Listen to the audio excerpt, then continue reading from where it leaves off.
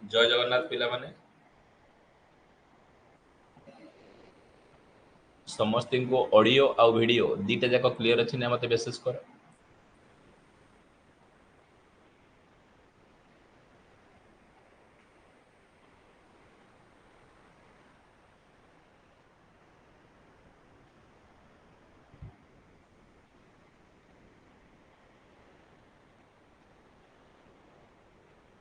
Audio आ video दीटा जाक clear अच्छी ना मत मेसेज कर चैट सेक्शन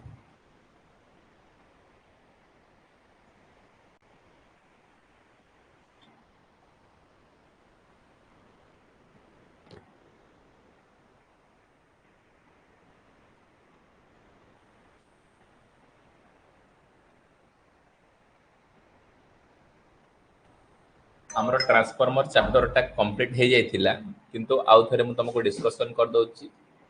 ट्रांसफार्मर चैप्टर टा हला आज गोटे क्लास रे ट्रांसफार्मर जति कि जीव हला आउ सिंक्रोनस मोटर जो अल्प पार्ट अछि से सिंक्रोनस मोटर टा अल्प पार्ट टा को इवनिंग रे कंप्लीट कर दवा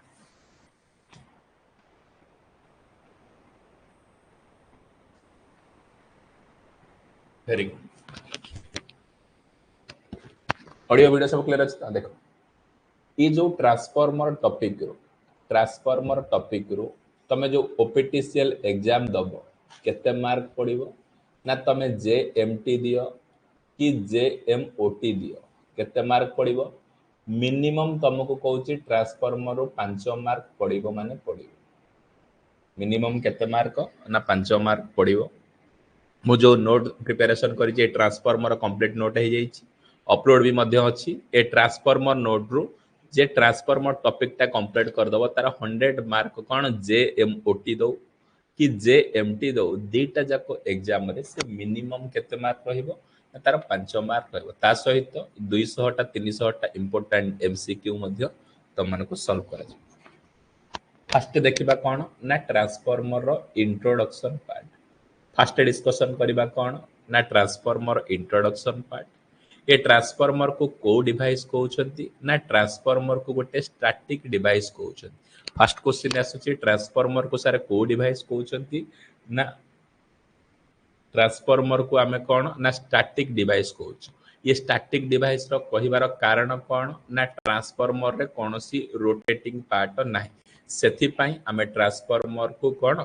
ना स्टैटिक डिवाइस बोली कहउछ कौन कहिला ना ट्रांसफार्मर को डिवाइस कहउछ ना ट्रांसफार्मर को गोटे स्टैटिक डिवाइस कहउछ ट्रांसफार्मर को स्टैटिक डिवाइस रो कारण कौन ना ट्रांसफार्मर रे कोनोसी रोटेटिंग पार्ट नाही सेकंड क्वेश्चन कौन पचारिबो ट्रांसफार्मर रो फ्रिक्शनल लॉस केते ना जीरो ट्रांसफार्मर रो रोटेशनल लॉस केते ना जीरो ट्रांसफार्मर रो मैकेनिकल लॉस केते ना जीरो ए तीनटा लॉस होची ट्रांसफार्मर रो जीरो कौन ना फ्रिक्शनल लॉस रो वैल्यू होची जीरो फ्रिक्शनल लॉस रो वैल्यू होची जीरो आ कौन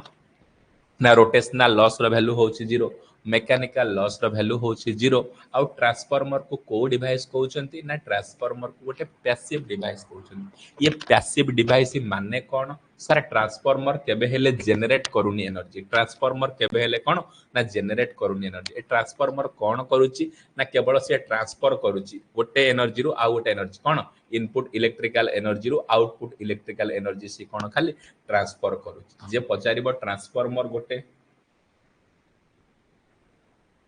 सब पढ़ा है गोटेटा हूँ तुम ट्रांसफार्मर गोटे क्लास करी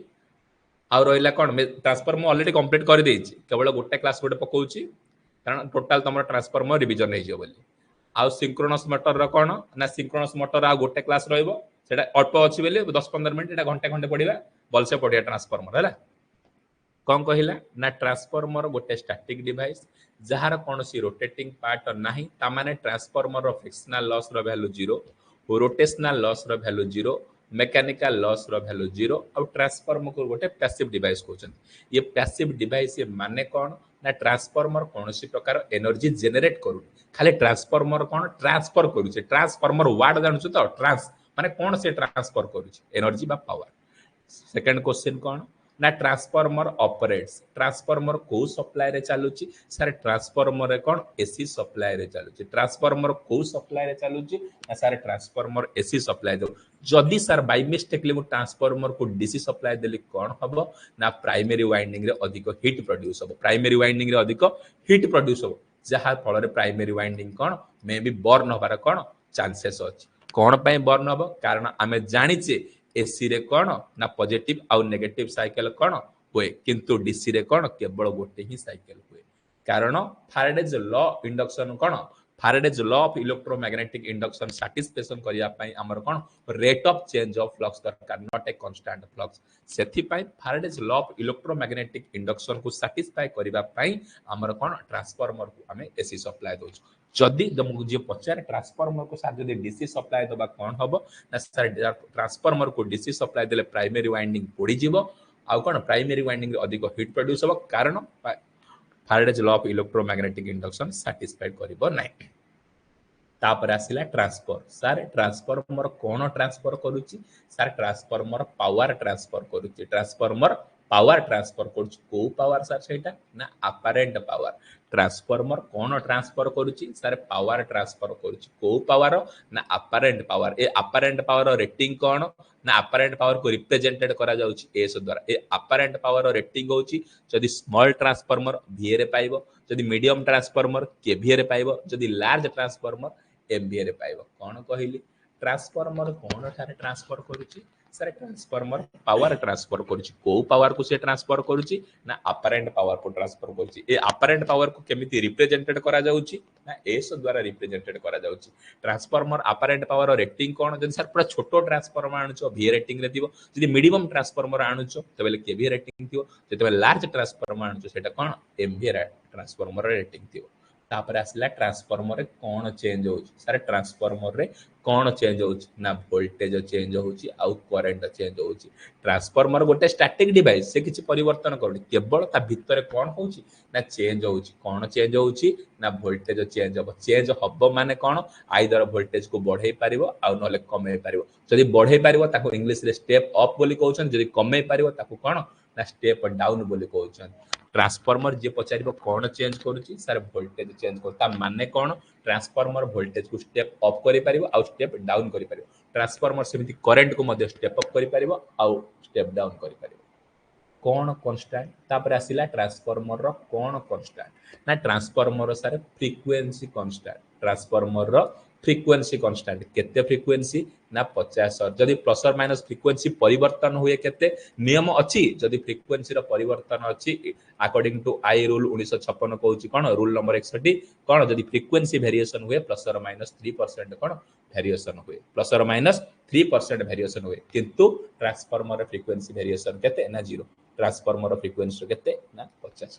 टाइम पीरियड केते सारे ट्रांसफार्मर 50 आमे जानि जे बेसिक फार्मूला कोन sir time period is equal to 1 by frequency 1 by 50 माने 0.02 माने कहले 20 मिली सेकंड पचारिबो ट्रांसफार्मर टाइम पीरियड केते ना 20 मिली सेकंड जदि सेकंड रे आंसर दिया जाय 0.00 आउ कोन कांस्टेंट ना ट्रांसफार्मर रे फ्लक्स कांस्टेंट आउ ट्रांसफार्मर रे कोन कांस्टेंट ना ट्रांसफार्मर जो केवी रेटिंग अछि कांस्टेंट जदि ट्रांसफार्मर इनपुट साइड रे 10 केवी देइछो आउटपुट साइड रे मध्य 10 केवी पाइबो जदि ट्रांसफार्मर इनपुट साइड रे 20 मिली वेबर फ्लक्स प्रोड्यूस होची आउटपुट साइड रे मध्य 20 मिली वेबर फ्लक्स प्रोड्यूस ट्रांसफार्मर चारिटा जिंस कांस्टेंट ट्रांसफार्मर रो चारिटा जिंस कांस्टेंट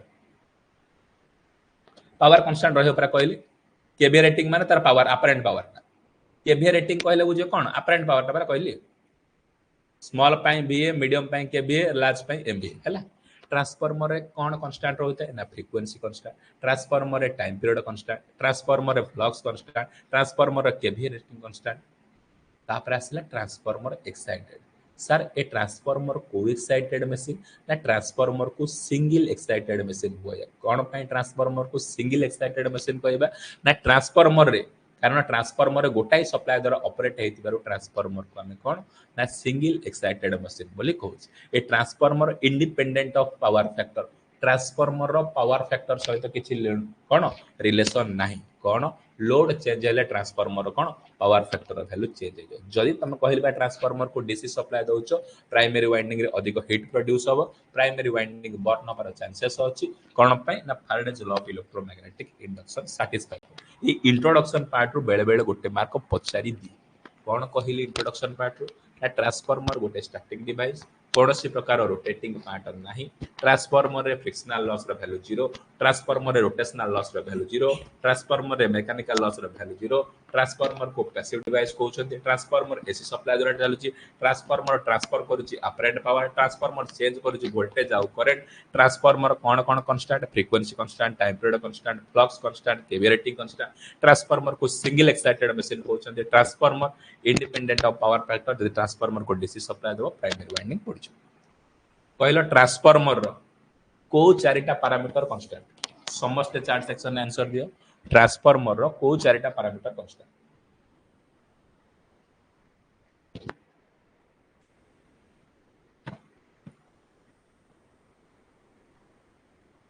समस्त अलग अलग दियो सेम रिपीट करना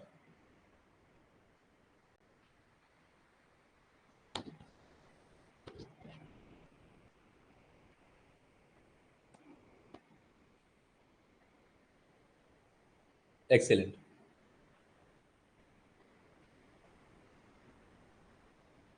देखो तापर आसिला ट्रांसफार्मर रो नेम प्लेट तापर आसिला ट्रांसफार्मर रो नेम प्लेट जेते बेले तमे गोटे ट्रांसफार्मर को स्टडी करिवो जेते बेले गोटे ट्रांसफार्मर को स्टडी करिवो ट्रांसफार्मर देखु देखु तम माइंड रे गोटे बेसिक कैटेगरी क्लियर हे जिवो ए ट्रांसफार्मर एतिक सब जिंस अछि नेम प्लेट रो जानिले गोटे ट्रांसफार्मर कोन तमे जानि पारिबो ट्रांसफार्मर एक्चुअली कोन कोन अछि प्रथम जिंस ट्रांसफार्मर नेम प्लेट को देखु देखु तमे ईयर ऑफ मैन्युफैक्चरिंग देखिबो प्रथम ए जो ट्रांसफार्मर देखिला तम मुंड को कोन आईडिया दरकार आसे दरकार सर एटा को वर्ष मैन्युफैक्चरिंग हे को वर्ष मैन्युफैक्चरिंग लेटेस्ट 2024 की 25 मैन्युफैक्चरिंग हे लेटेस्ट कथा जो पुराना अछि पुराना कथा सेकंड जिंस तम माइंड को कोन स्ट्राइक करिया दरकार ट्रांसफार्मर को देखु देखु सर एटा को कंपनी बनै छी ट्रांसफार्मर प्रथ देखो को मसिया सर मैन्युफैक्चरिंग हे सेकंड जिंस तम माइंड को स्ट्राइक करिया दरकार कोन जते बेला हम ओडे ट्रांसफार्मर इंस्टॉलेशन करू एटा को कंपनी नो ट्रांसफार्मर भेल रो सीजी रो एबीबी रो सीमेंस रो बुझि पारछ ना ए बहुत गुडे कंपनी अछि अल्फा रो कोन कहछि ना ट्रांसफार्मर कोन कंपनी मैन्युफैक्चरिंग करू फर्स्ट देखिबो ट्रांसफार्मर मैन्युफैक्चरिंग केते को कंपनी तापर मैन्युफैक्चरिंग करूछि तापर आईएस नंबर तार रेफरेंस नंबर देखिबो ये रेफरेंस नंबर कोन जेमिति हमर मोबाइल हजि गले को जगह मॉडल नंबर हम यूज करूछि सेही भलिया रेफरेंस नंबर कोन पय ट्रांसफार्मर व्यवहार करू जदि ट्रांसफार्मर कोनोसी पार्ट खराब हुए कि मेंटेनेंस करबा को हुए हम से रेफरेंस नंबर देखि मध्य कोन मैनुअल जाय कि सेटा को स्टडी करि देखि पारि सेकंड जिंस कोन 4 नंबर जिंस स्टडी करबो कोन ना ट्रांसफार्मर को फेज रे चलु सेटा सिंगल फेज टाइप ट्रांसफार्मर ना 3 फेज टाइप ट्रांसफार्मर चारिटा जिंस प्रथम स्टडी करियो को वर्ष मैन्युफैक्चरिंग हेछि को कंपनी मैन्युफैक्चरिंग ताको करिछि तार रेफरेंस नंबर कोन आ को टाइप रो बहुत गुडे कंपनी अछि हला आउ को फेज रे से चलुछि सिंगल फेज ना 3 फेज तापर देखिबो ट्रांसफार्मर रेटिंग कोन तापर देखिबो एटा को ट्रांसफार्मर रेटिंग कोन जदि सेटा डिस्ट्रीब्यूशन ट्रांसफार्मर होइता ता रेटिंग सेटा केवीए थाबो जदि सेटा पावर ट्रांसफार्मर थाए ता रेटिंग तार एमबीए थिबो जदि सेटा ऑटो ट्रांसफार्मर होइता ता रेटिंग मध्य एमबीए रहउ जदि सेटा डिस्ट्रीब्यूशन ट्रांसफार्मर होइता ता रेटिंग सारे केवीए रे थिबो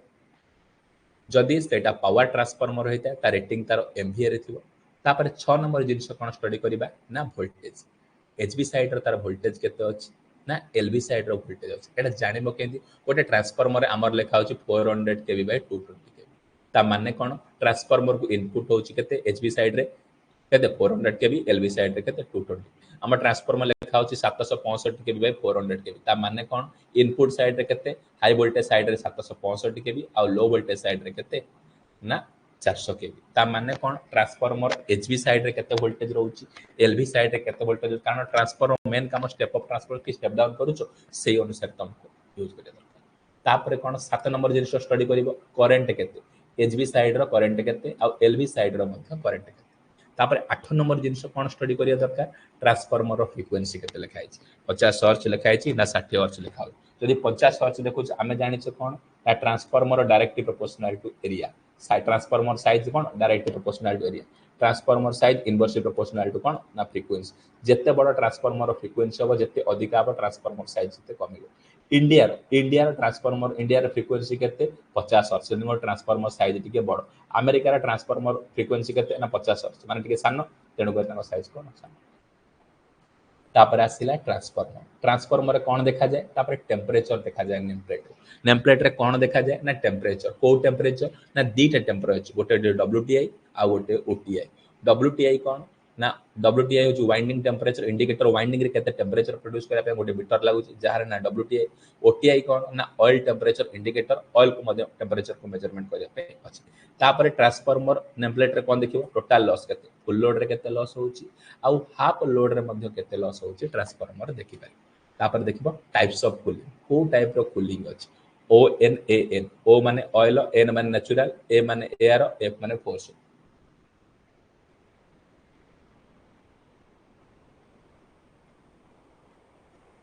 अरे ट्रांसफॉर्मर कॉइल बा चेंज करूची करंट चेंज करूची LV साइड रे अलग करंट फ्लो होबो HV साइड रे अलग करंट फ्लो होबो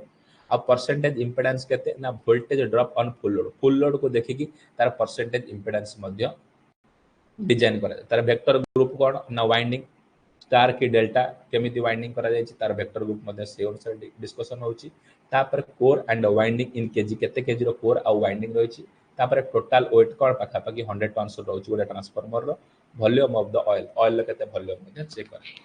ए नेम प्लेट देखि के ट्रांसफार्मर तमे 16 टा जिंस को स्टडी कर परियो कोन कोन कहिली ना ट्रांसफार्मर को वर्ष मैन्युफैक्चरिंग हेची को कंपनी मैन्युफैक्चरिंग हेची तार सीरियल नंबर केते को फेज रे चालुची सिंगल फेज ना थ्री फेज तार रेटिंग केते जदी डिस्ट्रीब्यूशन ट्रांसफार्मर तार रेटिंग होची कोन केबीए साउंड सुबुनी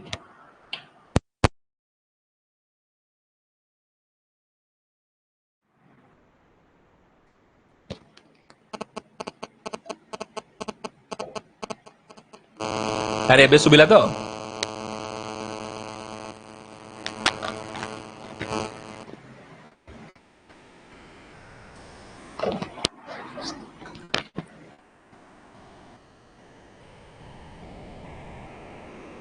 एबे सुबिला ना नहीं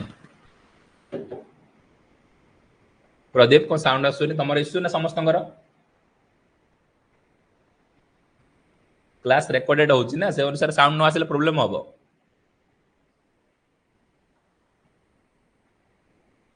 वेरी गुड देखो तापर ट्रांसफार्मर रेटिंग कोन जदी डिस्ट्रीब्यूशन ट्रांसफार्मर तार रेटिंग केबीए जदी पावर ट्रांसफार्मर तार रेटिंग होची कोन एमवीए एचवी साइड रो वोल्टेज केते एलवी साइड रो वोल्टेज केते वेरी गुड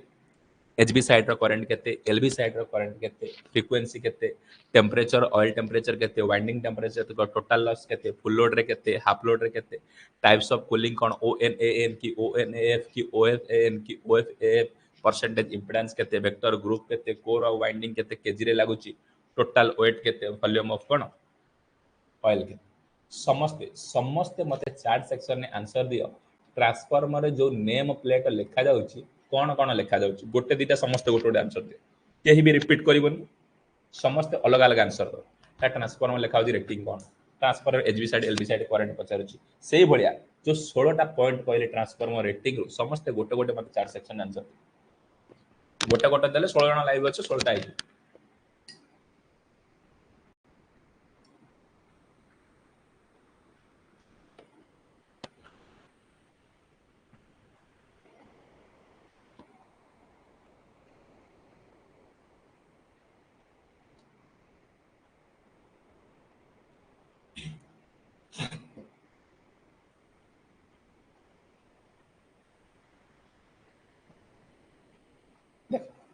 तापर डिस्कशन करिबा कोन नेक्स्ट इंपोर्टेंट होची parts of transformer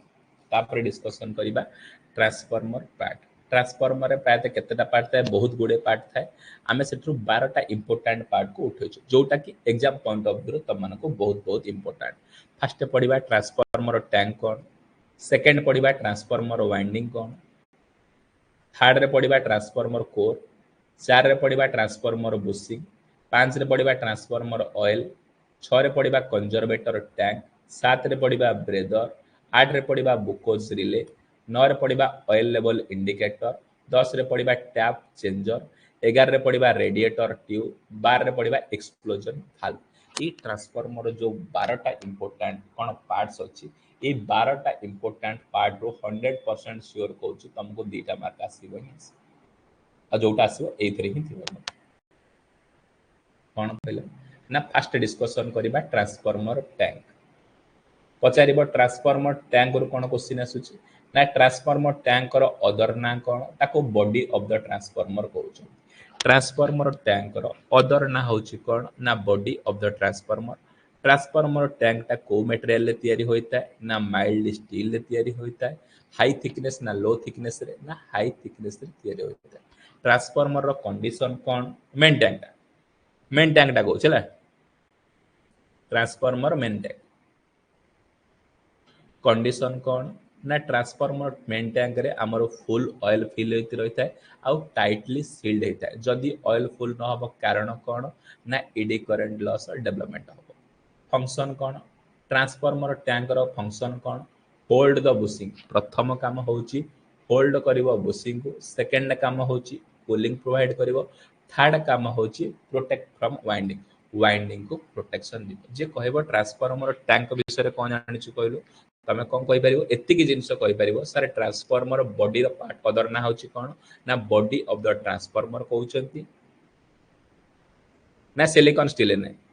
body of the transformer कहउचंती Etah mild steel ले तयारी हाई थिकनेस मटेरियल यूज करा जाउची। हाई थिकनेस माइल्ड स्टील ता कोन हाई थिकनेस रे ताको तयार करा जाउची। कंडीशन कोन ट्रांसफॉर्मर रे ऑयल सब बेले फुल थाए आ ताको टाइटली सील्ड करा जाउची। जदि ऑयल फुल न रहबो कमी जिवो कोन eddy current loss of produce of. Function कौन ये होल्ड करुच्ची बुशिंग को, कूलिंग प्रोवाइडेड करुच्ची आ प्रोटेक्ट करुच्ची वाइंडिंग को। समस्ते मते चार्ट सेक्शन में आंसर दियो। ट्रांसफॉर्मर टैंक को मटेरियल तैयारी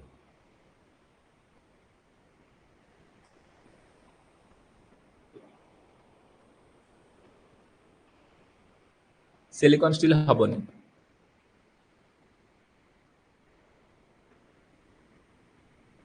तापर आसिला कौन ना transformer core. Next important term कौन आसिला पार्ट्स कौन ना ट्रांसफॉर्मर कोर। ए ट्रांसफॉर्मर कोर को मटेरियल ले तयारी फर्स्ट होची मैग्नेटिक मटेरियल ले तयारी। ट्रांसफॉर्मर कोर टा को मटेरियल ले तयारी ना सर ट्रांसफॉर्मर कोर टा मैग्नेटिक मटेरियल ले तयारी। ट्रांसफॉर्मर कोर जो मैग्नेटिक मटेरियल सेटा को टाइप रो मैग्नेटिक मटेरियल ना सिलिकॉन स्टील यूज होची। नाउ लेटेस्ट हमरा ट्रांसफॉर्मर कोर कोथरे तयार हेलानी ना सीआरजीओ स्टील हेलानी। एटा जो सिलिकॉन स्टील टा एटा ओल्डा वर्तमान ट्रांसफॉर्मर जो लेटेस्ट मैन्युफैक्चरिंग होची सीआरजीओ स्टील। ये सीआरजीओ रो फुल फॉर्म कोन बारंबार एग्जाम रे आसुची cold roll grain oriented steel. जे पचारिबो सीआरजीओ रो स्टील रो फुल फॉर्म कोन cold rolled grain oriented steel. ये सीआरजीओ स्टील फ्लक्स डेंसिटी केते 1.7 वेबर पर मीटर स्क्वायर। ये सीआरजीओ स्टील कोन पे व्यवहार करा गला ना स्मॉल एरिया हैला। स्मॉल एरिया पे हमें कोन सीआरजीओ स्टील को कोन प्रिफर कले कहली। ट्रांसफॉर्मर कोर को मटेरियल ले तयारी सर मैग्नेटिक मटेरियल ले तयारी। मैग्नेटिक को मटेरियल सर ओल्ड रे वर्तमान सिलिकॉन स्टील यूज होतला वर्तमान ताको प्रिफर करा गलानी कोन सीआरजीओ स्टील। सीआरजीओ रो फुल फॉर्म कोन cold rolled grain oriented steel. Flux density केते 1.7 वेबर पर मीटर स्क्वायर के स्मॉल एरिया रहता। तापरे प्रॉपर्टी ट्रांसफॉर्मर कोर को डिजाइन करिया पूर्व आम ट्रांसफॉर्मर कौन कोर प्रॉपर्टी देखी था। ट्रांसफॉर्मर कोर को डिजाइन करिया दीटा प्रॉपर्टी को आम लक्ष्य रखा दरकार। प्रथम प्रॉपर्टी कौन ना लो रिलक्टेंस पाथ प्रोवाइड करथिबा दरकार। आम जानिचे रिलक्टेंस इज इक्वल टू कौन एमएमएफ डिवाइडेड बाय फ्लक्स। जदि लो रिलक्टेंस पाथ क्रिएट कला तेबे हेले कौन मैक्सिमम फ्लक्स कौन से जाई परिबो। हाई परमिएबिलिटी कौन ना मैग्नेटिक फ्लक्स जी जते भल भाबरे अलाउ करि परियो तार परमिएबिलिटी भल थाए। ट्रांसफॉर्मर कौन ना हाई परमिएबिलिटी। तापर क्लैंप प्रोवाइडेड करा जाउची। ट्रांसफॉर्मर कोर रे कौन प्रोवाइडेड करा जाउची ना क्लैंप प्रोवाइडेड करछि कौन पाई वाइब्रेशन को रिड्यूस करिया पाई। वाइब्रेशन को रिड्यूस करिया पाई ट्रांसफॉर्मर कोर रे कौन ना क्लैंप प्रोवाइडेड करा जाउची। कोर शेप कौन ई शेप आसुची आई शेप आसुची यू शेप आसुची एल शेप एमिति डिफरेंट टाइप ऑफ सेल कौन आसुची। ट्रांसफॉर्मर कोर वेट केमिति डिसाइडेड होची ना डिसाइडेड बाय ट्रांसफॉर्मर रेटिंग जदि जो भलिया केवीआर थिबो से भलिया कोन ट्रांसफॉर्मर कोर वेट हबो। जदि ट्रांसफॉर्मर रेटिंग एवीआर थिबो कोन तबे हेले से भलिया रेटिंग कोन तार वेट मध्ये अछि।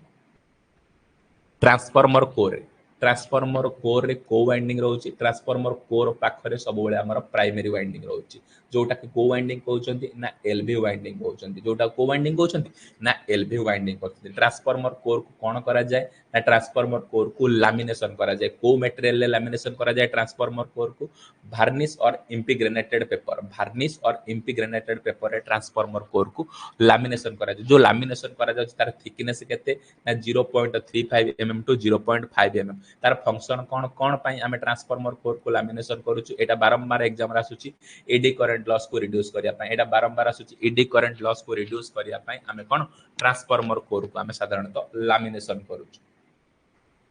तापर आसिला टेस्ट कौन कहला ट्रांसफॉर्मर कोर रे को टेस्ट होची ना ट्रांसफॉर्मर कोर रे ओपन सर्किट टेस्ट होची ट्रांसफॉर्मर कोर रे को टेस्ट होची ना ट्रांसफॉर्मर कोर रे ओपन सर्किट टेस्ट होची ये ओपन सर्किट टेस्ट रे कौन जानि परिबा ना ट्रांसफॉर्मर केते की कांस्टेंट लॉस होची सेति पई हमें कौन ओपन सर्किट टेस्ट आउ कौन नो लोड पैरामीटर कौन no load current no load power factor आउ नो लोड रेजिस्टेंस मध्ये मेजरमेंट करिथाउ कंडीशन कौन जो ओपन सर्किट टेस्ट होची ना एचवी साइड को ओपन करा जाउची जो थे से गोटे नो लोड करेन्ट पड़ुଛି नो लोड करेन्ट ट्रांसफॉर्मर केते फ्लो होची ना 2 to 5% very very important question गोटे ट्रांसफॉर्मर रे केते percent no load current flow होची ना 2 ରୁ 5% आउ एलवी साइड रे मध्ये हमर ट्रांसफॉर्मर कोन ना टेस्ट परफॉर्म करा जाय कोन कहिली ट्रांसफॉर्मर कोर रु म तुमको 10टा क्वेश्चन कहिली कोन कोन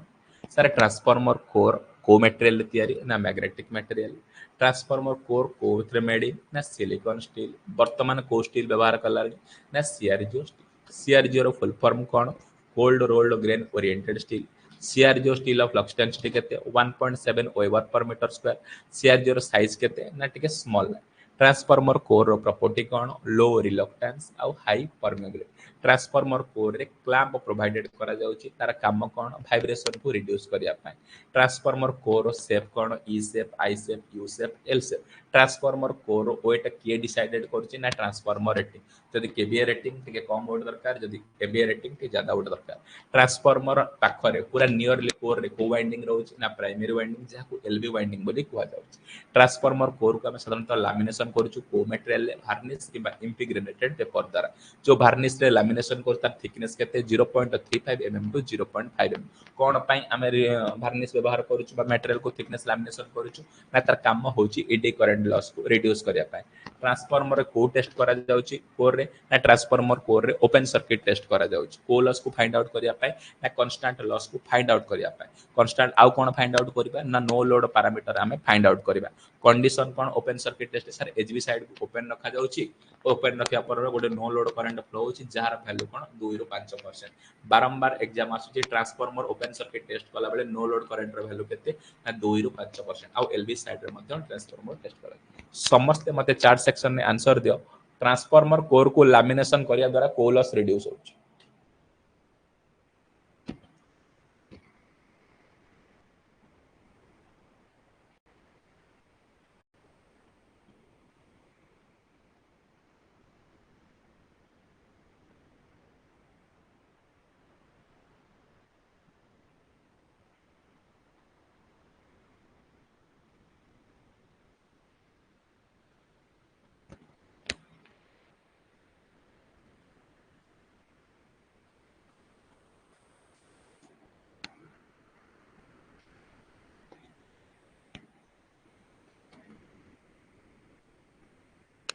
वेरी गुड ट्रांसफॉर्मर कोर रे जो ओपन सर्किट टेस्ट हो सेट जो गोटे नो लोड करंट फ्लो हो ट्रांसफॉर्मर रे केते percent no load current transformer रे केते परसेंट फ्लो हो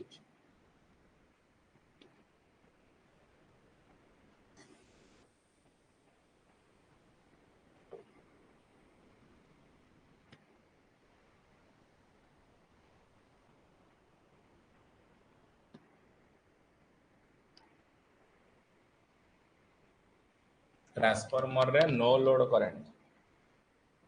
2 ରୁ 3 ना 2 ରୁ 5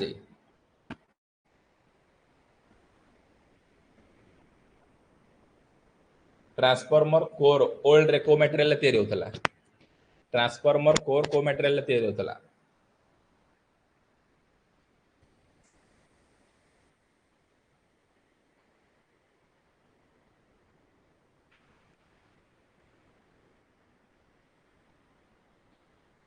ओल्ड रे सिलिकॉन स्टील एबे नाउ सीआरजीओ स्टील हला वेरी गुड एक्सीलेंट देखो तापर पढ़िबा ट्रांसफॉर्मर वाइंडिंग तापर पढ़िबा कोन ना ट्रांसफॉर्मर वाइंडिंग कोन कहिला ना copper wire is mounted on the core जदी जदि ट्रांसफॉर्मर कोर उपरे जदि ट्रांसफॉर्मर कोर उपरे कॉपर वायर को हमें गुळै दबा तबेले सेटा कोन ना वाइंडिंग फॉर्मेशन है कोन ना एमिति ट्रांसफॉर्मर एटा कोर कोर ऊपर जदि कोन आमे कॉपर वायर टा गुळै दबा ताको हमें कोन कहबा ना वाइंडिंग बोली कहबा ट्रांसफॉर्मर वाइंडिंग का कहबा ना सर ट्रांसफॉर्मर कोर ऊपर जदि कॉपर वायर माउंटेड कर दबा ताको हमें कोन कहबा ना ट्रांसफॉर्मर वाइंडिंग बोली कहछ केते प्रकार वाइंडिंग अछि ना सर कंस्ट्रक्शन तीन प्रकार हमर वाइंडिंग अछि गोटे कंस्ट्रक्शन दृष्टि गोटे सप्लाई दृष्टि आ गोटे नंबर ऑफ टर्न दृष्टि कौन कहला ट्रांसफॉर्मर वाइंडिंग केते प्रकार अछि ना सर ट्रांसफॉर्मर वाइंडिंग तीन प्रकार अछि गोटे कंस्ट्रक्शन दृष्टि गोटे सप्लाई दृष्टि आ गोटे नंबर ऑफ टर्न दृष्टि एबे पढ़िबा कोन ना कंस्ट्रक्शन दृष्टि वाइंडिंग केते प्रकार ना ट्रांसफॉर्मर कंस्ट्रक्शन दृष्टि शॉर्ट सर्किट कहबी छाने काहे देखो कंस्ट्रक्शन दृष्टि ट्रांसफॉर्मर केते प्रकार ना कंस्ट्रक्शन दृष्टि ट्रांसफॉर्मर होची दुई प्रकार वाइंडिंग गोटे होची सिलिंड्रिकल वाइंडिंग आ गोटे होची सैंडविच वाइंडिंग कंस्ट्रक्शन दृष्टि ट्रांसफॉर्मर वाइंडिंग केते प्रकार ना सर दुई प्रकार होइथाय गोटे होची सिलिंड्रिकल वाइंडिंग आ गोटे होची सैंडविच वाइंडिंग ए सिलिंड्रिकल वाइंडिंग कहा को कहबा ना जो वाइंडिंग रे प्राइमरी वाइंडिंग आ सेकेंडरी वाइंडिंग सेपरेटेड थिबे जो ट्रांसफॉर्मर रे primary winding and secondary winding separated हेकि थिबे ताको हमें कोन कहबा सिलिंड्रिकल वाइंडिंग यूज कोठी करा जाउची ना कोर टाइप ट्रांसफॉर्मर यूज कोठी करा जाउची ना कोर टाइप ट्रांसफॉर्मर देखिया को बळिया ना कोर टाइप ट्रांसफॉर्मर ये कोन प्राइमरी वाइंडिंग ये कोन सेकेंडरी वाइंडिंग अलग अलग हेकि थिबे जदि जे कोनोसी ट्रांसफॉर्मर रो प्राइमरी वाइंडिंग और सेकेंडरी वाइंडिंग सेपरेटेड हेकि थांती ताको हमें कहबा सिलिंड्रिकल वाइंडिंग यूज कोठी करा जाउची ना कोर टाइप ट्रांसफॉर्मर तापर आसिला सैंडविच टाइप वाइंडिंग प्राइमरी जो ट्रांसफॉर्मर रो प्राइमरी वाइंडिंग और सेकेंडरी वाइंडिंग टुगेदर एकाठी हेकि थिबे ताको हमें कोन कहबा ना सैंडविच टाइप वाइंडिंग बोली कहबा यूज कोठी करा जाउची ना सेल टाइप ट्रांसफॉर्मर पचारची कोन कोर टाइप ट्रांसफॉर्मर को वाइंडिंग ना cylindrical winding shell type transformer को वाइंडिंग ना सैंडविच टाइप मन रखि दबा सीसीएससी एसएससीसी कोर टाइप रे सिलिंड्रिकल वाइंडिंग और सेल टाइप रे सैंडविच वाइंडिंग शॉर्टकट मन रखिलो कोर टाइप रे सिलिंड्रिकल वाइंडिंग सीसी और सेल टाइप रे सैंडविच टाइप वाइंडिंग तापर आसिला सप्लाई दृष्टि ट्रांसफॉर्मर वाइंडिंग केते प्रकार ना सर सप्लाई दृष्टि ट्रांसफॉर्मर वाइंडिंग होची दुई प्रकार गोटे होची प्राइमरी वाइंडिंग आ गोटे होची सेकेंडरी वाइंडिंग सप्लाई दृष्टि ट्रांसफॉर्मर वाइंडिंग दुई प्रकार गोटे होची कोन ना प्राइमरी वाइंडिंग आ गोटे होची सेकेंडरी वाइंडिंग प्राइमरी वाइंडिंग कहा को कहबा सर जो वाइंडिंग रे हमें सप्लाई को कनेक्ट करिथाउ ताको हमें प्राइमरी वाइंडिंग कहबा it may be HB or LB primary winding हमें कहि परिबानी एटा एचबी वाइंडिंग कि LB winding it may be HB हे परिबो नहले एलबी हे परिबो तापरे आसिला सेकेंडरी वाइंडिंग कहा को कहबा ना जो वाइंडिंग रे हमें लोड को कनेक्ट करिथाउ ताको हमें कहबा secondary winding it may B cone HB or LB मध्ये हे पारे कोन कहिली ना सप्लाई दृष्टि सार वाइंडिंग होची दुई प्रकार गोटे होची प्राइमरी वाइंडिंग आ गोटे होची सेकेंडरी वाइंडिंग प्राइमरी वाइंडिंग कहा कहबा ना जो वाइंडिंग को सप्लाई कनेक्ट करबा सेटा प्राइमरी वाइंडिंग सेकेंडरी वाइंडिंग कहा कहबा ना जो वाइंडिंग रे लोड कनेक्ट होबा ताको हमें secondary winding primary winding HV हे पारे एलबी हे पारे सेही भले भाबरे सेकेंडरी वाइंडिंग मध्ये एचबी हे पारे कि एलबी हे पारे तापर आसिला नंबर ऑफ टर्न अनुसार ये नंबर ऑफ टर्न अनुसार वाइंडिंग केते प्रकार ना नंबर ऑफ टर्न अनुसार वाइंडिंग मध्ये होची दुई प्रकार गोटे होची एचबी वाइंडिंग आ गोटे होची एलबी वाइंडिंग ये एचबी माने कोन हाई वोल्टेज वाइंडिंग जो वाइंडिंग रे नंबर ऑफ टर्न अधिक थाए ताको हमें कोन कहबा एचबी वाइंडिंग जो वाइंडिंग रे नंबर ऑफ टर्न कम थाए ताको हमें कोन कहबा एलबी वाइंडिंग ये एचबी वाइंडिंग रो एरिया टिके कम थाए किंतु एलबी वाइंडिंग रो एरिया टिके अधिक थाए एचबी वाइंडिंग रो रेजिस्टेंस वैल्यू टिके हाई थाए एलबी वाइंडिंग रो रेजिस्टेंस वैल्यू टिके कम थाए एचबी वाइंडिंग रो लो करंट फ्लो होबो एलबी वाइंडिंग रे कोन हाई करंट फ्लो हो मन केंद्र रखियो सारे कंफ्यूज हो जाउची ना एचबी वाइंडिंग माने कोन मोर टर्न माने पतला तार अधिक संख्या रे गुलिया हेतिबो मोर टर्न कहले माने कोन पतला तार अधिक समय पतला तार रो कोन एरिया कम हेले रेजिस्टेंस अधिक हेले करंट कम मन रखिलो कोन कहली सर टर्नर मु कंफ्यूज होची कार रेजिस्टेंस बढ़ी जाउची कार करंट बढ़ी जाउची कार एरिया बढ़ी जाउची शॉर्टकट रे मन रख कोन मोर टर्न माने अधिक टर्न जोठी अधिक गुलिया जाइतिबो सेठी कोन कम संख्यार कौन अधिक गुलिया हेले पतला तार व्यवहार कर दो पतला तार माने कौन एरिया कमिबो एरिया कमिले रेजिस्टेंस बढ़िबो रेजिस्टेंस बढ़िले कौन करंट कमिबो एई सब बेसिक रिलेशन तुमको कौन मन रखिया को पड़िबो तापर कौन number of turn Etah सेंती LB winding रे कौन लेस टर्न माने एरिया अधिक माने रेजिस्टेंस कम माने कौन करंट अधिक तापर देखो नेक्स्ट इंपोर्टेंट पॉइंट कौन ना primary winding and secondary winding electrically isolated ता माने कौन जे कौन सी तुम ट्रांसफार्मर देखो प्राइमरी वाइंडिंग आउ सेकेंडरी वाइंडिंग भितर कौन सी संपर्क नहीं आउ केमिति संपर्क अछि ना प्राइमरी वाइंडिंग आउ सेकेंडरी वाइंडिंग मैग्नेटिकली कपुल हे कि थांती आउ प्राइमरी वाइंडिंग आउ सेकेंडरी वाइंडिंग भितर रेजिस्टेंस केते इनफाइनाइट बारंबार ए तीनटा क्वेश्चन गोटे क्वेश्चन उठाउछि कोन कहउछि ना ट्रांसफार्मर रो primary winding and secondary winding electrically isolated थांती ट्रांसफार्मर वाइंडिंग प्राइमरी वाइंडिंग आउ सेकेंडरी वाइंडिंग मैग्नेटिकली कपुल हे थांती the resistance between primary winding and secondary winding सब इनफाइनाइट थांती कौन ना ट्रांसफार्मर प्राइमरी वाइंडिंग और सेकेंडरी वाइंडिंग कौन ओपन सर्किट पाथ फॉर्मेशन करती ये ट्रांसफार्मर वाइंडिंग आम गोटे टेस्ट करिथाउ कौन से ट्रांसफार्मर वाइंडिंग जो टेस्ट करथाउ जार ना होची टर्न्स रेशियो टेस्ट आ गोटे होची रेजिस्टेंस टेस्ट आ गोटे कौन शॉर्ट सर्किट टेस्ट तमे थियोरेटिकली पढ़ियो खाली शॉर्ट सर्किट टेस्ट जे प्रैक्टिकल करूची से कौन टीटीआर टेस्ट करूची टर्न्स रेशियो टेस्ट करूची आ रेजिस्टेंस टेस्ट मध्य करूची कौन कहला ट्रांसफार्मर वाइंडिंग रे केतेटा टेस्ट थाए ना ट्रांसफार्मर वाइंडिंग को जे डिजाइन करी ता पाखे तीनटा टेस्ट सबले होची गोटे होची टर्न्स रेशियो टेस्ट गोटे होची रेजिस्टेंस टेस्ट आ गोटे होची कोन शॉर्ट सर्किट टेस्ट कौन शॉर्ट सर्किट टेस्ट कौन ना कपर लॉस ट्रांसफार्मर रे कपर लॉस फाइंड आउट करिया पई जो टेस्ट करा जाउची ताको हमें कोन कहउचे शॉर्ट सर्किट टेस्ट कंडीशन कौन एचबी साइड को ओपन करके एलबी साइड को शॉर्ट करा जाउची पचारिबो शॉर्ट सर्किट सेट को शॉर्ट सर्किट टेस्ट रे को साइड को शॉर्ट करा जाउची ना एलबी साइड को शॉर्ट करा जाउची हाई थिक कौन थिक वायर ना थिन वायर ना थिक वायर रे सब को साइड रे टेस्ट परफॉर्म करा जाउची ना एचबी साइड रे टेस्ट परफॉर्म करा जाउची एति कोन तुमको वाइंडिंग कंप्लीट करैली देखो वाइंडिंग विषय कोन कोन कहली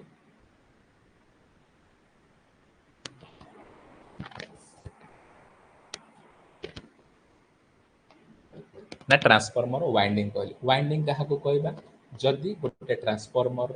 कोर ऊपर कपर तार गुड़े दब ताको आम वाइंडिंग कहबा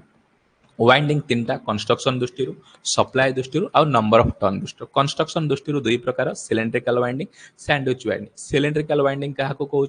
ना जो primary winding secondary winding separate था सिलिंड्रिकल वाइंडिंग जो कोड व्यवहार करा ना कोर टाइप ट्रांसफार्मर तापर आसिला सैंडविच वाइंडिंग जो ट्रांसफार्मर रे प्राइमरी वाइंडिंग और सेकेंडरी वाइंडिंग टुगेदर होती थांती ताको हमें सैंडविच टाइप वाइंडिंग कहबा कोठी यूज करा जाउची ना सेल टाइप ट्रांसफार्मर रे व्यवहार करा जाउची तापर सप्लाई दृष्टि दुई प्रकार प्राइमरी वाइंडिंग सेकेंडरी जो साइड रे सप्लाई कनेक्ट होची ताको प्राइमरी वाइंडिंग जो साइड रे लोड कनेक्ट होची ताको सेकेंडरी वाइंडिंग कहवा जाउची प्राइमरी वाइंडिंग एचवी आ एलवी हे पारे सेकेंडरी वाइंडिंग मध्य एचवी आ एलवी हे पारे तापर टर्न्स दृष्टि कौन हाई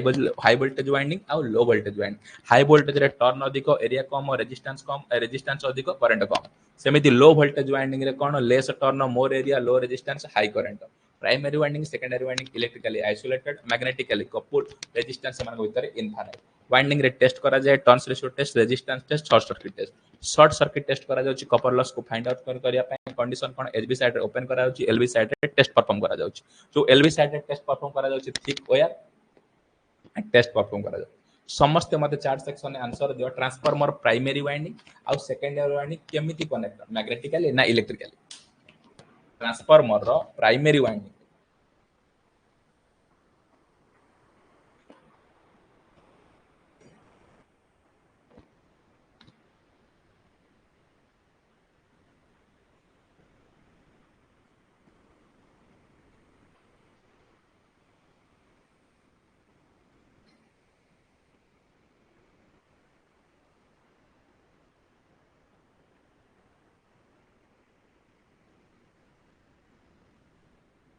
कहलो कोर टाइप ट्रांसफार्मर रे को वाइंडिंग व्यवहार करा जाउची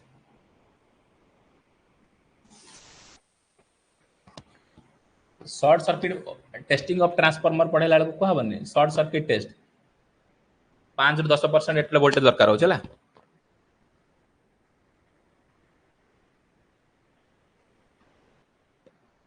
एक्सीलेंट तापर देखो बुशिंग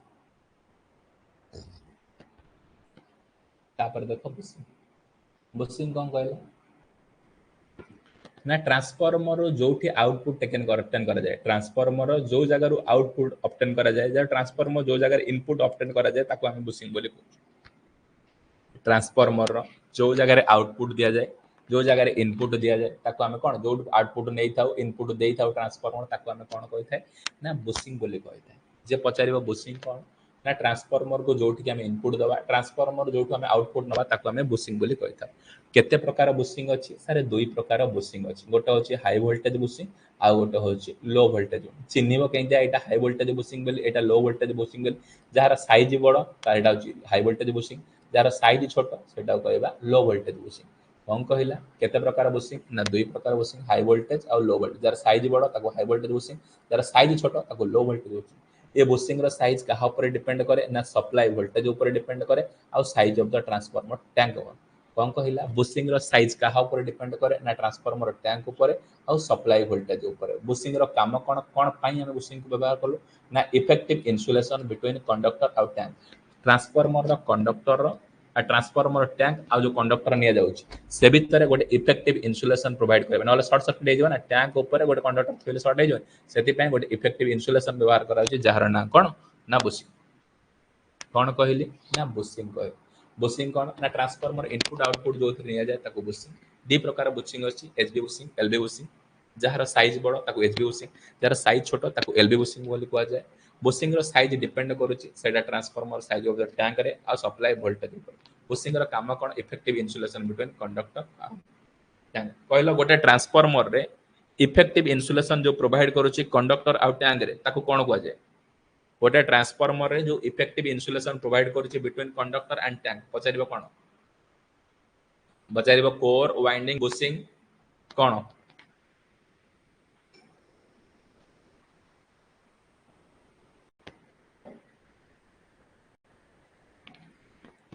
बुशिंग रो साइज कहा पर डिपेंड करू सेकंड क्वेश्चन बुशिंग रो साइज कहा पर डिपेंड करू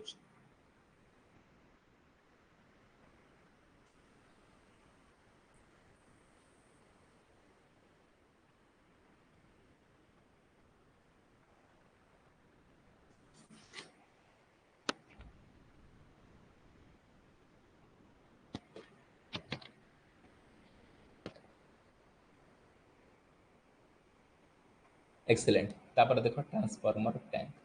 तापर देखो ट्रांसफार्मर टैंक कौन कहला एट सॉरी ट्रांसफार्मर ऑयल कौन कहला ट्रांसफार्मर ऑयल ओल्ड रे को ऑयल व्यवहार करा होतला ना सिलिकॉन ऑयल यूज करा जाता ट्रांसफार्मर ऑयल जो व्यवहार करा जाउची आगे को ऑयल व्यवहार करथला ना सिलिकॉन ऑयल व्यवहार करा जाउथिला से सिलिकॉन ऑयल टा कोन ना गोटे केमिकल प्रोडक्ट ता थिला कौन थिला सेटा टॉक्सिस आउ हार्मफुल लोक मानक पय हैला कौन कहला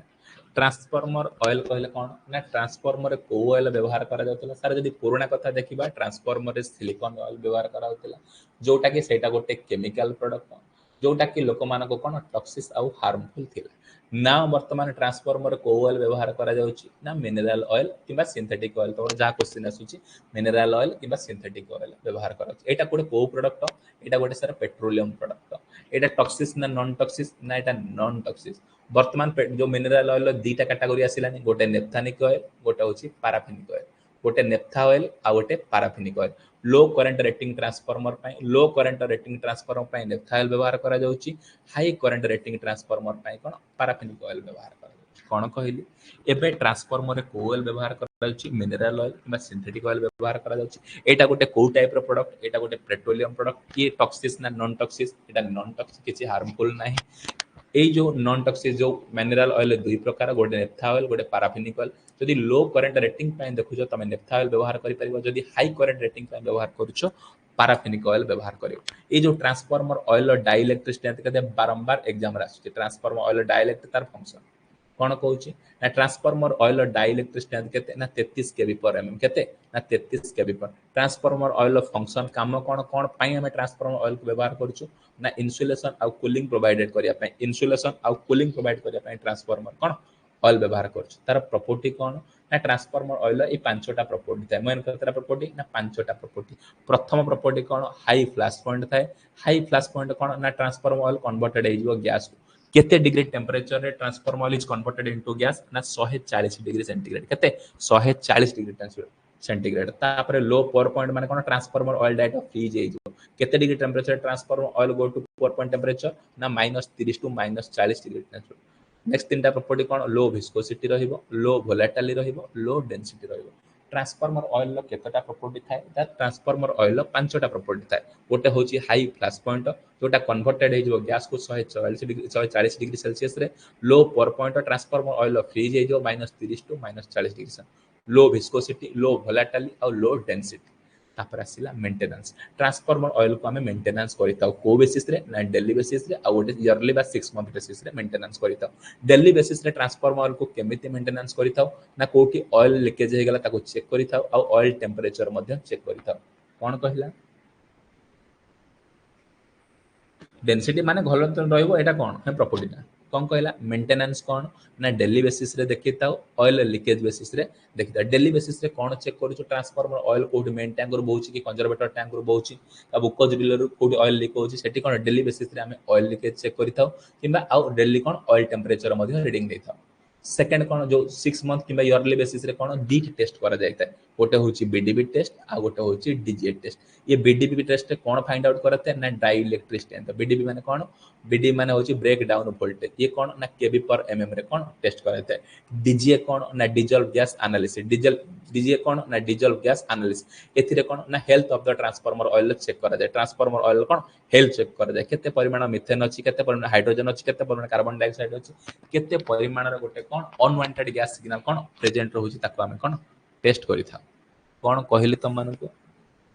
ना ट्रांसफार्मर ऑयल विषय रे कहली कौन कहली ट्रांसफार्मर ऑयल ओल्ड रे को ऑयल व्यवहार करा जाउथिला ना सिलिकॉन ऑयल व्यवहार करतला सेटा गोटे को प्रोडक्ट ना केमिकल प्रोडक्ट ये टॉक्सिस ना नॉन टॉक्सिस ना टॉक्सिस तला आ हार्मफुल मध्य थिला वर्तमान को ऑयल व्यवहार करा जाउछि वर्तमान को ऑयल व्यवहार करा जाउछि ना वर्तमान मिनरल ऑयल ना सिंथेटिक ऑयल व्यवहार करा जाउछि एटा को प्रोडक्ट ना एटा गोटे पेट्रोलियम प्रोडक्ट एटा टॉक्सिस ना नॉन टॉक्सिस कोनसी प्रकार किछि क्षति नै नॉन टॉक्सिस रहउछि ये मिनरल ऑयल दीटा कैटेगरी अछि नेफ्था ऑयल अछि पैराफिनिक ऑयल अछि ये नेफ्था ऑयल होछि लो करंट रेटिंग पैराफिनिक होछि high current rating dielectric strength केते नेफ्था ऑयल ना 33 केवी पर एमएम फंक्शन कौन इन्सुलेशन आउ कूलिंग प्रोवाइड करियो फ्लैश पॉइंट कौन ट्रांसफार्मर ऑयल कन्वर्टेड है जो गैस को 140 डिग्री सेल्सियस पावर पॉइंट कौन ट्रांसफार्मर ऑयल फ्रीज है जो -30 टू -40 डिग्री लो विस्कोसिटी माने तार बहलिया नेचर टा हला विस्कोसिटी माने तार बहलिया नेचर टा को लो वोलेटिलिटी आ लो डेंसिटी माने घनत्व नै कि आ गोटे ऑयल जेमति हमर गोटे ऑयल प्रॉपर्टी थाए आ साइंस रा कोन को विस्कोसिटी ओडिया मु जान सांद्रता ना कोन कहउछन तापर मेंटेनेंस करा जाए डेली बेसिस रे कोन ऑयल लीकेज कोडी चेक करा जाए ऑयल टेंपरेचर चेक करा जाए आ 6 मंथ किबा इयरली बेसिस रे कोन डीजीए टेस्ट करा जाए आ कोन बीडीबी टेस्ट करा जाए डीजीए कोन डाइइलेक्ट्रिक चेक करा जाए ए बीडीबी कोन ना ब्रेकडाउन वोल्टेज हमर कोन डाइइलेक्ट्रिक चेक करा जाए डीजीए रे health of the transformer check करा जाए बीडीबी रे फुल फॉर्म पचारुची break down voltage kV per mm रे आ डीजीए रे पचारुची डीजल प्लस एनालिसिस मिथेन अछि CO2 अछि हाइड्रोजन अछि कहलो transformer oil dielectric strength transformer oil dielectric strength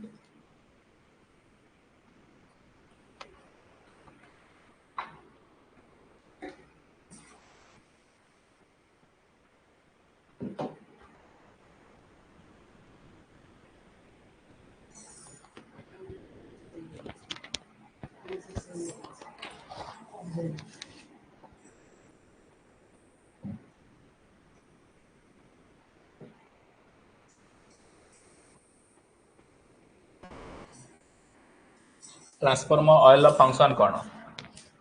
transformer oil function कौन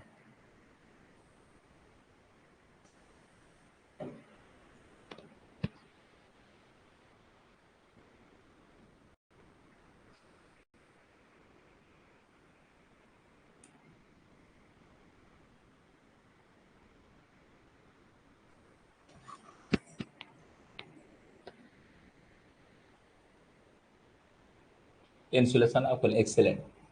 तापर आसिला कंजर्वेटर टैंक तापर आसिला कौन ना कंजर्वेटर टैंक ये कंजर्वेटर टैंक कोठी लागुची प्रेजेंट कोठी ना top of the main tank transformer रो मेन टैंक ऊपर कौन ना कंजर्वेटर टैंक लागुची कंडीशन कौन ना कंजर्वेशन को सबले पार्शियली फिल्ड करा जाए कंजर्वेटर टैंक को सबले कौन पार्शियली फोल्ड करा जाए वर्क कौन ए गोटा को बारंबार एग्जाम रे पचार कंजर्वेटर काम कौन ना कंट्राक्शन and expansion of the transformer oil को कंट्राक्शन आ एक्सपेंशन करिया पई हमें कंजर्वेटर टैंक को व्यवहार करछु कंजर्वेटर टैंक कोठी लागुची ना मेन टैंक ऊपर कंजर्वेटर टैंक फुल न थाए पार्शियली फुल थाए 3/4 पार्ट कौन फुल थाए आ वर्क तार काम कौन फंक्शन कौन ना कंट्राक्शन आ एक्सपेंशन करबा ट्रांसफॉर्मर ऑयल तापर आसला ब्रेदर नेक्स्ट इंपोर्टेंट टर्म आसला कौन ना ब्रेदर ब्रेदर कोठी कनेक्टेड होची नियर द कंजर्वेटर टैंक पाखरे हमर सब बेले कौन ना ब्रेदर लागुची ए ब्रेदर रे कौन प्रेजेंट रहउची ना ब्रेदर रे सिलिका जेल प्रेजेंट रहउची बारंबार क्वेश्चन आसुची ब्रेदर रे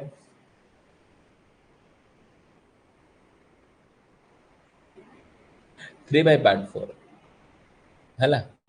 कनेक्टेड कौन ब्रेजर कोड कनेक्टेड होची ना near the conservator tank breather कोड प्रेजेंट ब्रेजर कौन प्रेजेंट रोची ना सिलिका जेल प्रेजेंट रोची सिलिका जेल कलर कौन सर जदि गुड कंडीशन में कलर पचारती तेबेले ब्लू कलर यदि बैड कंडीशन में पचारती तेबेले तार कलर कौन ना पिंक कलर सिलिका जेल जो ब्रेजर काम कौन ये ऑब्जर्व करिवो मॉइस्चर को वेरी वेरी इंपोर्टेंट बारंबार क्वेश्चन आसुची ब्रेजर काहाकू ऑब्जर्व करूची कौन ब्रेजर ऑब्जर्व करूची मॉइस्चर कौन कहली ना ब्रेदर ऊपर क्वेश्चन कहले ब्रेदर केमिति कोठी लागुची ना कंजर्वेटर टैंक पाखरे ब्रेदर रे कोन प्रेजेंट रहउची सिलिका जेल प्रेजेंट रहउची सिलिका जेल लो कलर कोन गुड कंडीशन ने ब्लू कलर बैड कंडीशन ने पिंक कलर सिलिका जेल लो काम कोन ऑब्जर्व करिवो कोन मॉइस्चर समस्त मते चार्ट सेक्शन ने आंसर दियो सिलिका जेल बैड कंडीशन ने को कलर सिलिका जेलटा बैड कंडीशन ने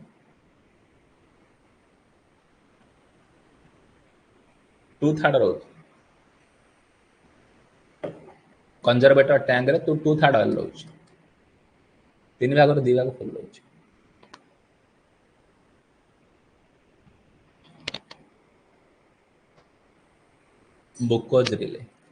बुकोज रिले कोठी कनेक्टेड होची ना बुकोज रिले सारे बिटवीन मेन टैंक आउ कंजर्वेटर टैंक लागुची जे पचारिबो बुकोज रिले कोठी व्यवहार करा जाउची ना बिटवीन मेन टैंक आउ कंजर्वेटर टैंक रे कोन बुकोज रिले व्यवहार करा जाउची कोठी यूज करा जाउची ना oil field type transformer very very important बारंबार एग्जाम आसी बुकोज रिले कोठी व्यवहार करा जाउची ऑयल फील्ड टाइप ट्रांसफार्मर ये बुकोज रिले रेटिंग कोन ना मोर देन 500 केवी 500 केवी ऊपर को हमें कोन बुकोज रिले व्यवहार करूचे बुकोज रिले काम कौन प्रोटेक्ट करूची internal fault very very important एक क्वेश्चन मध्य बारंबार आसुची बुकोज रिले काम कौन ना इंटरनल फॉल्ट को प्रोटेक्ट करिवो इंटरनल फॉल्ट कौन कौन हे पारे ना शॉर्ट सर्किट फॉल्ट हे पारे इंटरटर्न फॉल्ट हे पारे इन्सुलेशन फेल्युअर हे पारे इंटरनल फॉल्ट कौन हे पारे शॉर्ट सर्किट फॉल्ट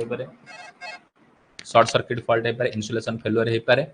आउ बुकोज रिले को टाइप रो रिले कहउचंती ना gas operated relay कहउचंती Buchholz relay को रिले कहउचंती ना गैस ऑपरेटेड रिले मध्ये कहउचंती समस्त मते चार्ट सेक्शन ने आंसर देलो बुकोज रिले को फॉल्ट को डिटेक्ट करिया पे इंटरनल ना एक्सटर्नल व्यवहार करा जाउची बुकोज रिले को फॉल्ट को डिटेक्ट करिया पे व्यवहार करा जाउची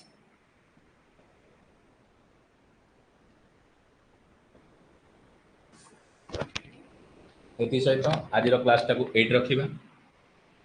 जो माने एने टेस्ट अब 10 टा दे देओ तापर डिस्कशन करबा जो सिंक्रोनस मोटर ता थिला डिस्कशन कर रहउची जय जगन्नाथ।